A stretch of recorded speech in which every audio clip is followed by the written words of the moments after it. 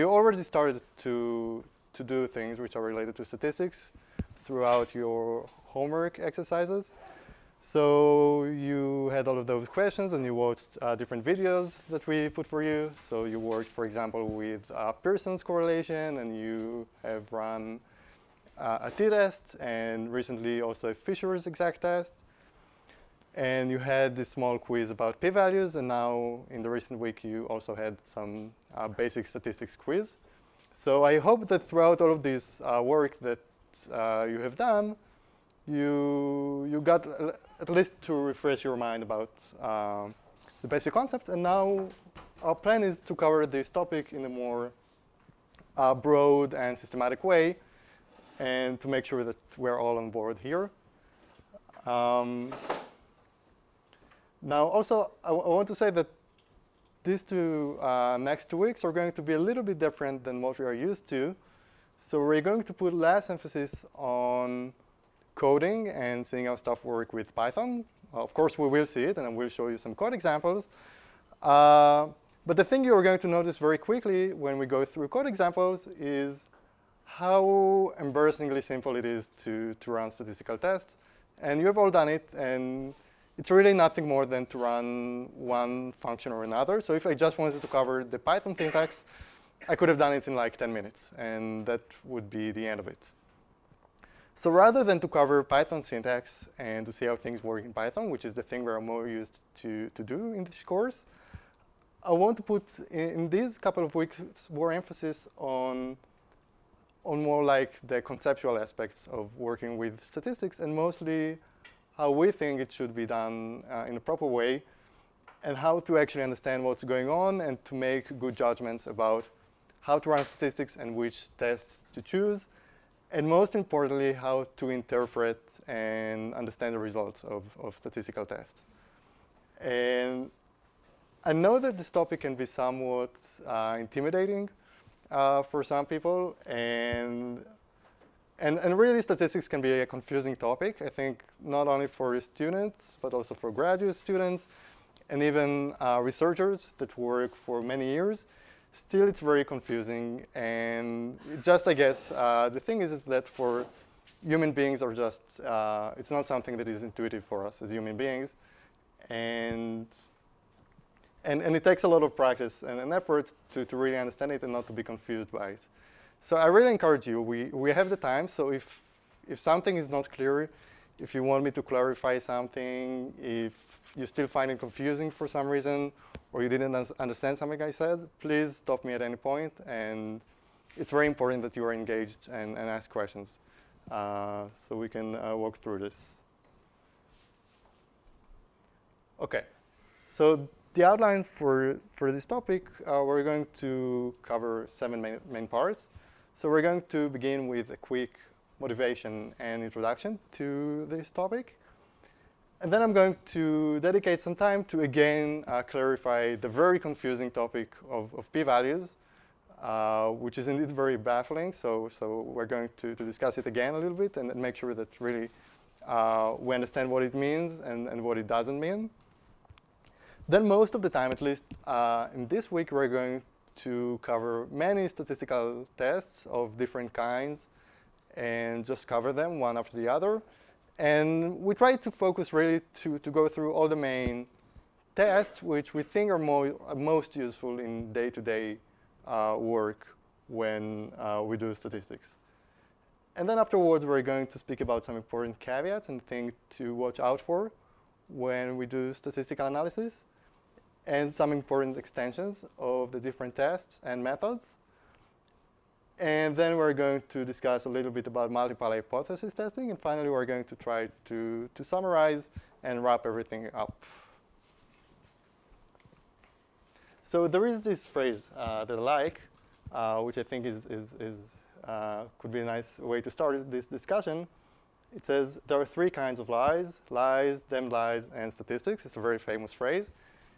It's sometimes attributed to Mark Twain, which indeed helped to popularize the term, but I think it's even earlier and it's of an unknown origin. So anyway, I really like this phrase, and I think there is a lot of truth in it. And as we're going to see in this lesson, it's really not too difficult to lie with statistics. And my hope is that by the end of this course, it will be somewhat more difficult for you to lie with statistics. If not for others, then at least for yourself. And that, I think, is a worthy goal to aspire to. So, OK, so let's begin with a more formal introduction and ask the at least seemingly trivial question of why statistical analysis. What is it even good for? And again, I think that from an intuitive perspective, it seems pretty obvious. But if we try to make it more explicit, I think the main argument boils down to the fact that we live in a very noisy world. And in biology, we have more than our fair share of noise that we have to deal with. So unlike in other disciplines, for example, like in physics, we don't have the luxury of working with very simple and predictable systems. Rather, we work with very unpredictable and very complex and noisy systems. And it's very rare that we actually run an experiment and get exactly the same result every time over and over again. So what we get is, in the end, is some signal and some noise on top of it. And we need to find a way to deal with this noise. And the noise can affect us in two different conflicting ways. So on the one hand, it can hide and conceal some true interesting biological phenomena that we're interested in, okay, what we call a signal. And on the other side, it can sometimes create these random patterns, which may seem like true biological phenomena, but are just random noise. And our final goal is really to discern between these two and tell the signal from the noise. I think that's like one of the main motivations why we need statistical analysis.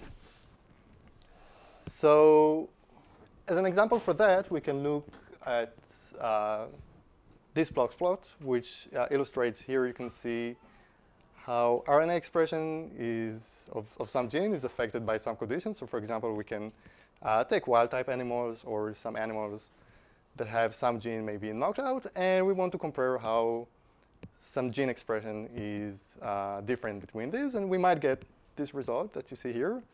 Now, it may look like the knockout animals have this gene overexpressed, but it's very difficult if what we see is just this graph. It's difficult to say whether it's attributed to some real difference of knocking out this gene, or is it just some random noise?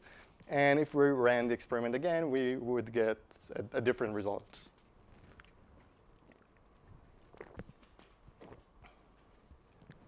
So we need to have some way to really tell the difference and at least rule out the possibility that it's just random noise. We want to run some statistical tests that would tell us whether this is significant. So the main framework that we work with when we do statistical analysis is what is called hypothesis testing. And typically, this involves what is called the H0, the null hypothesis, which is sometimes considered the default or the privileged theory that we want to assume that is right unless proven otherwise. So typically, it will be something like there is no effect or no association, and that's like what we assume by default. And then we have the inverse of H0, which is called H1, the alternative hypothesis. So the classic example that you will find in every statistics textbook, because coin flipping is such an important problem that the scientific community has been dealing with for the past 150 years. So suppose we take a coin and we flip it, and we want to see whether it's biased or unbiased. So in the case of a coin flipping, our default assumption will be that it's an unbiased coin because we don't have a reason to assume that someone was interfering with the coin and wanted to make it follow more heads than tails. But then we can start collecting data and put it to test and to scrutinize this null hypothesis and see whether it makes sense. So we collect a bunch of data. We flip the coin many times, like in the quiz you had in one of the homework exercises. And Then what we want to do, we want to count, say, the number of heads and tails and see whether it seems very unlikely that we get this number given that the coin is unbiased. But again, unless we have a good reason, we privilege age 0 over age 1. And that is a very important theme that, again, I hope that by the end of this lesson, you will have absorbed. And that is the notion that as a researcher, you are the defender of the null hypothesis. And it's very important to understand that it's primarily our job and not, say, the reviewers or the editors or our supervisor, because we're the people most familiar with the subject that we work on. And we're the person most capable and appropriate to make the final judgment of whether the null hypothesis seems to be working or whether it's justified to reject it and take some alternative theory. And I understand that what I say is easier said than done, because as researchers and scientists, we actually have the incentives working in the other way. So when we do some work and we collect data and run experiments, and then we put them to test, if we see that the null hypothesis is actually true and there is no reason to reject it, and everything seems to be OK and everything that people have thought seems to be valid, then it will be quite difficult to get our paper published in Science and have hundreds of citations. So very, very strongly incentivized to make these crazy and interesting and intriguing new theories. And to do that, we need to reject the null hypothesis. So our incentive is really not to make a justified cause in many times. And that's why I think it also requires very strong character to really give the null hypothesis a fair chance and not to reject it too lightly, as we often do. So even if you do get a result that seems significant, I think it's important to ask whether it's significant enough to justify the null hypothesis, which depends on which null hypothesis we deal with. And then try to think of a whole other set of potential explanations for why you got these results. So it could be maybe something wrong with the experiment or the data collection, or maybe you ran in an inappropriate test, or maybe there is just a different explanation. So even if you do decide to reject the null hypothesis, it doesn't automatically mean that your favorite alternative hypothesis is true. There could be many different explanations and interpretations for the same results, many of which could be technical reasons. And that's really important to stop and really give all of these theories a proper consideration before you decide to finally reject the null hypothesis. OK, so with this quick introduction out of the way, let's turn our attention to the topic of p-values and speak a little bit about them again. So again, we go to the canonical example of coin flipping. And through this example, we're going to try to understand what p-values actually mean. So let's suppose that, that we flipped a coin 100 times. And we got 37 heads and 63 tails. So it seems to be biased in the direction of tails. But then we need to ask ourselves, what is the probability of such an outcome? Is it likely to have arisen just by sheer chance? So we can make some simple probabilistic calculation, say that given that the coin is unbiased, 50-50, we can use probability theory with binomial random variable. And to calculate that, the probability of having less than 37 heads is 0.006, which seems somewhat improbable. So in other words, this outcome seems to be quite unlikely given an unbiased coin, which is our null hypothesis. And therefore, we should seriously consider the possibility that it is biased. So we should give good consideration to the alternative hypothesis in this case. So more generally, pretty much all statistical tests assume some kind of probabilistic model under the null hypothesis, H0. For example, it could be a binomial distribution in the case of coin flipping. And then we need to collect some data which is relevant to the model and see how likely it seems given the model. And that gives us the p-value. Okay, so p-value is a measure of how unlikely the data is given the model. And if that's indeed the case, if it seems very unlikely, then the model might be wrong, assuming that the data collection was correct. So the 0.006 is the p-value of the previous? Yeah, in this case, 0.006 would be the one-tailed p-value. So there is a distinction between one-tailed and two-tailed, which I will get to in a bit. But yeah, in this case, it's the p-value that we get.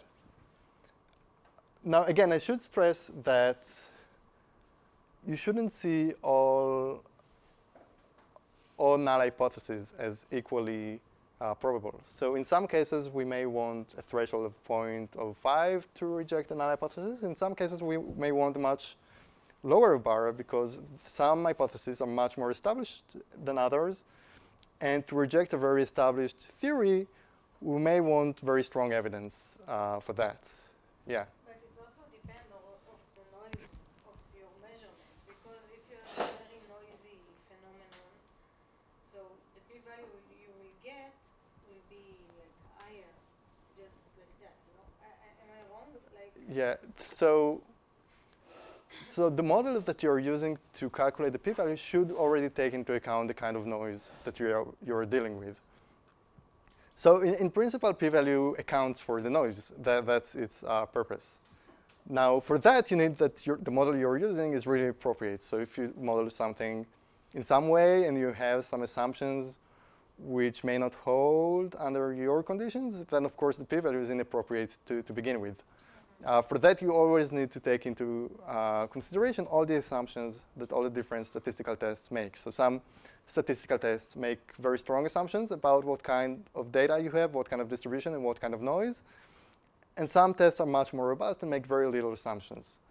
So, but again, if you use the right kind of statistical test, which the kind of noise that you're dealing with is already modeled within this test, then at least random noise is not the explanation for the p-value. Of course, you can still have some systematic biases. You can have inappropriate experimental design. You can have lots of technical issues.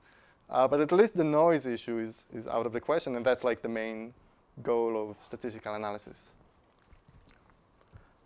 Yeah. OK. So let's, again, try to illustrate through this figure what p-values actually mean. So again, like we said, a p-value is just a probabilistic calculation of how likely observations are given the null hypothesis or the model that you work with. Okay? So for example, you can think about all the possible outcomes in the case of one-dimensional statistic as having some kind of distribution, like you see here. And then you have more likely observations that you expect given the null hypothesis, and you have less likely observations, again, given the null hypothesis and the distribution that it entails.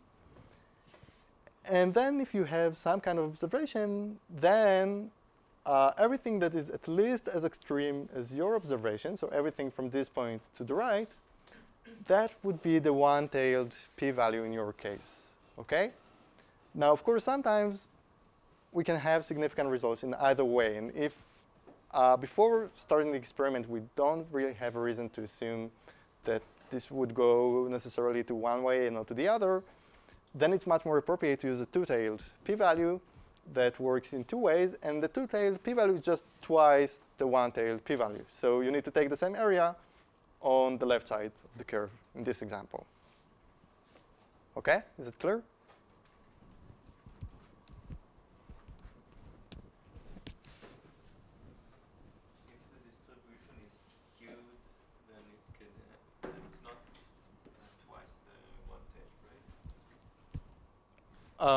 No, even if it's skewed, I think it's always twice the one-tailed p-value. So I guess you can define it in different ways, but I think the classic way is just to take the one-tailed p-value and just to multiply it by 2. And you basically want the same kind of distribution burden on both sides, regardless of like the shape of the distribution that you have. Okay?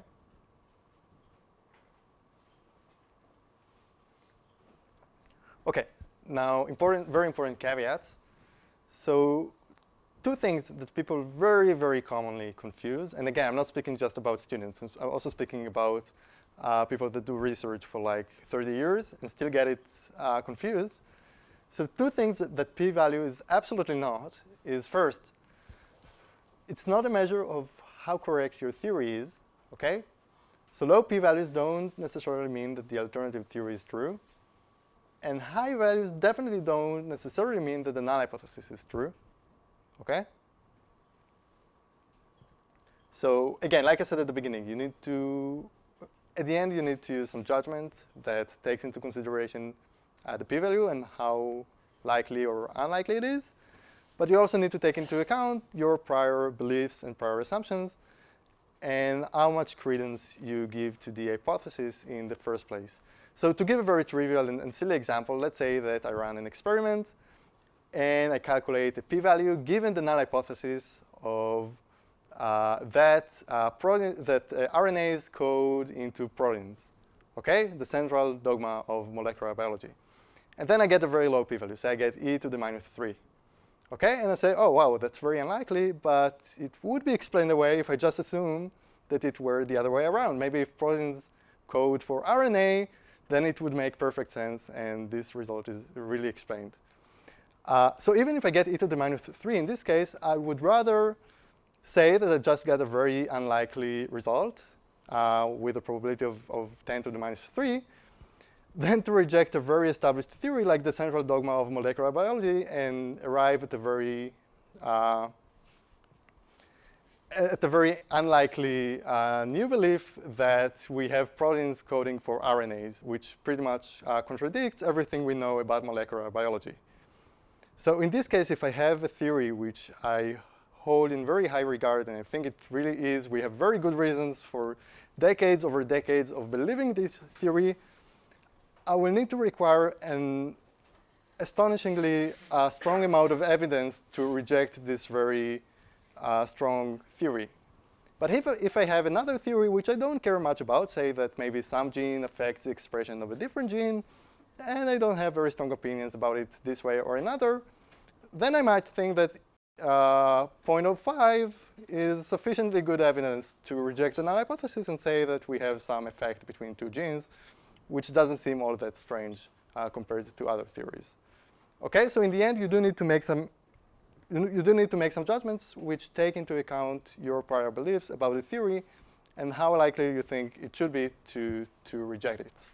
And for that, you need some expertise in the domain that you're dealing with. So that's one very common mistake that people make.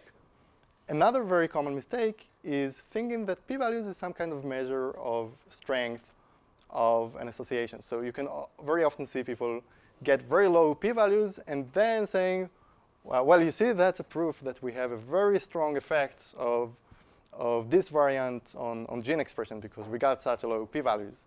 But in fact, that's wrong. So a p-value gives you the strength of evidence for rejecting the null hypothesis. It doesn't give you the strength of the effect, which is a whole different thing.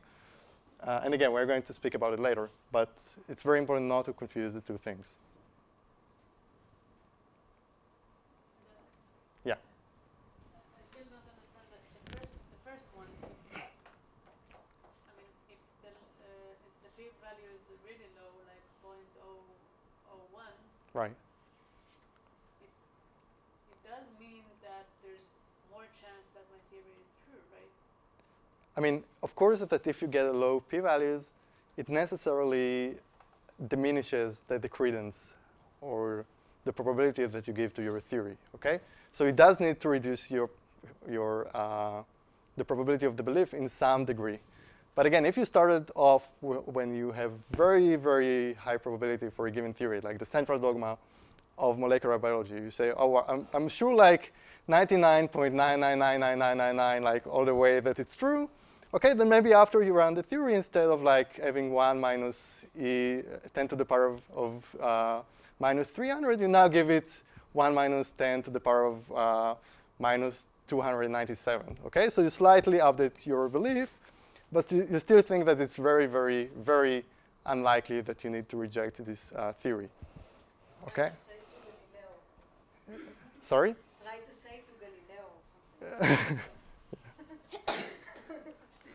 Okay, so it does need to update your belief, but it doesn't mean that you automatically need to reject everything that you think is very well established. Okay, so you're still entitled to keep your belief if you think it's a very solid belief and there is no reason to reject it too easily. Okay, so again, it's a matter of judgment. I hope it made sense.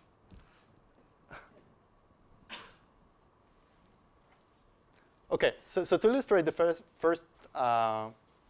point that I was trying to make, let's look at a concrete example, which I hope will make it even clearer. And I think it also relates to your question. So we're going to see a real example of how this unfolds in real life. So let's look at a case of mammograms, which are breast cancer tests.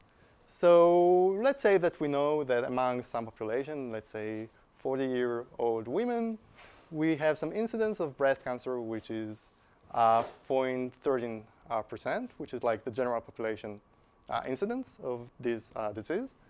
And then we have some mammogram tests, which using this jargon, we say that it has sensitivity of 75% and specificity of 88%. Now, what these two words mean, sensitivity means that if you have the disease, then the test will come up positive 75% of the time. That's the definition of sensitivity. And specificity is something different. That means that if you don't have the disease, it will come up negative 88% of the time. Okay, so this relates to these notions of type 1 error and type 2 errors that people sometimes speak about. So sensitivity helps you to discover the disease when you need to discover it, and specificity helps you to not discover it when you shouldn't discover it. And these are two distinct probability concepts. Okay, and now you can ask the question, okay, so suppose that we have some woman undertaking the test, and she gets a positive result. So what is the probability that she has breast cancer? Do you have some intuition about it? Low. Okay, let's see.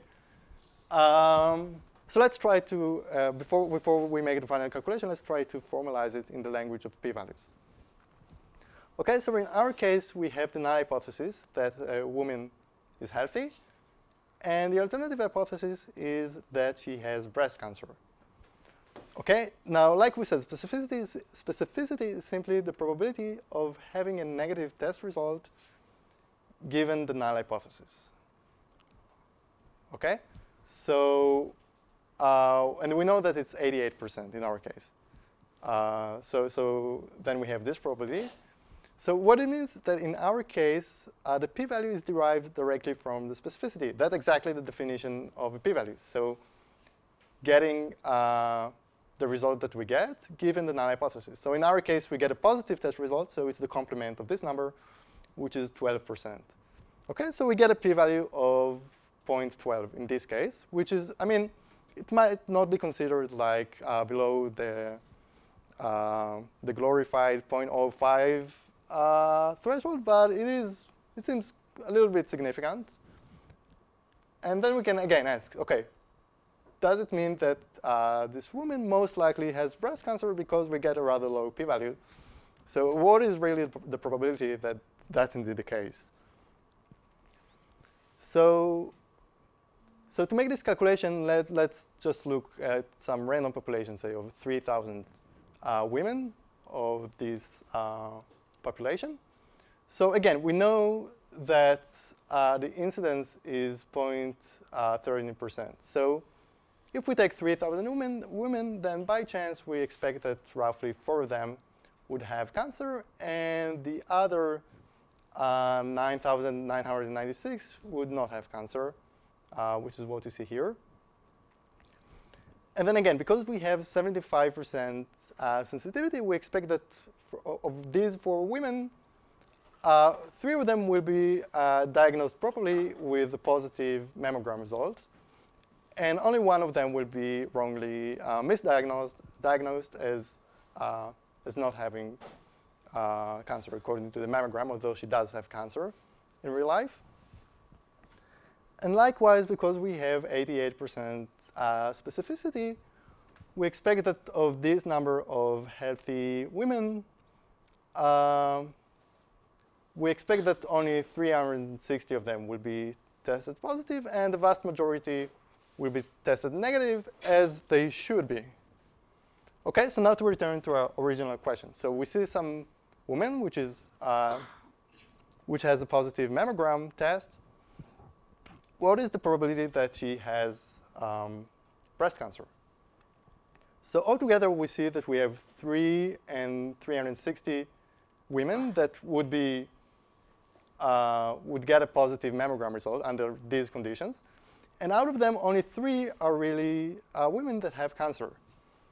It means that given a positive test result, the probability of having cancer is 3 out of 363, which is only 0.83%. Okay, now, of course, notably, it's higher than the prior probability of 0.13%. So we do need to update our belief. So it's slightly more likely than we thought at first. So by a factor of, say, about 4. But still, it's very, very unlikely. So the vast majority of women that get a positive mammogram test, less than 1% actually have cancer. Okay, and I hope that, yeah, any questions? Yeah. Conceptually, I would also include the person with the negative mammogram in that, in calculating the chance that With the overall negative? chance, yeah, because the fact that she had a positive would reduce her chance. Yeah, but that's a fact. I mean, that's like the observation that you get. That's the data. So because we know that we have a woman with a positive test result, we condition on the positive test result. So we calculate the probability given the positive test result. So we know that we're dealing either with these 3 women or 360 out of these 3,000. We observe a positive result, so we rule out this population and we rule out this 1 woman, okay? And that's why that's the valid kind of calculation that you need to run. So because we condition on this positive test result. Okay, it's clear? Yeah, but you decide, like, that's a subjective decision what to condition. You could also condition on her color of her hair. So Yeah, of course, yeah. The decision what to condition on is. Yeah, that's a very, yeah, we get to more philosophical realms of probability theory, which of course, yeah, it's always your subjective decision what to condition on, which you can do different things and arrive at different conclusions. I mean, theoretically, like in ideal conditions, you would have to condition on everything. And then you could make like the right, with capital D, decision. But of course, in reality, you cannot really condition on everything, and you need to choose what seems relevant to you, and you make these decisions. But yeah, I mean, it's pretty straightforward that in the case of breast cancer, you would want to condition on the mammogram test. Now, you could also create a more sophisticated model that takes into account the color of skin and the age and many different other factors. And then you could arrive at more accurate and nuanced results. But here we take a rather simple model, which still, given this model, this calculation is exact. It's the objective calculation that we should arrive at.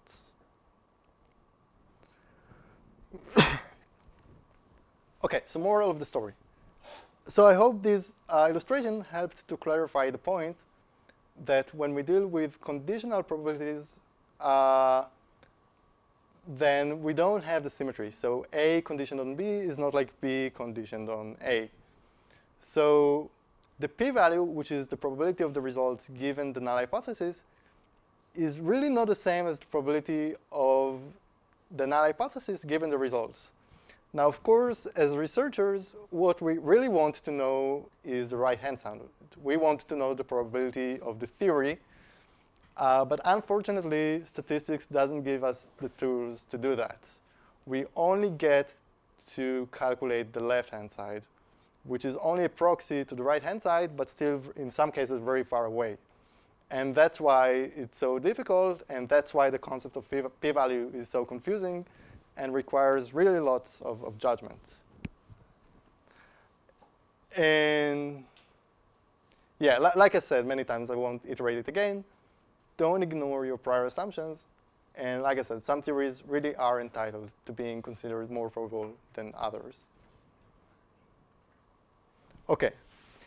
Now, to illustrate the second point I was trying to make of not confusing strength of evidence with strength of the effect, I like to give this example, which I think was published several years ago, and it was all the rage in all the different news outlets and portals, which basically, if you open any newspaper, you would read that the reported that the World Health Organization had announced that processed meat is as cancerous as cigarettes. And it was really all the rage all over the news.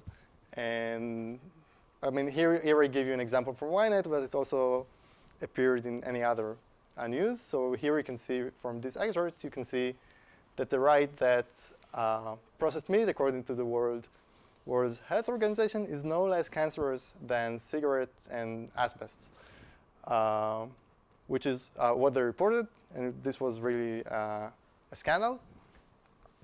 But if you actually went to the website of the World Health Organization and read what they have to say about it, you would see a rather different picture.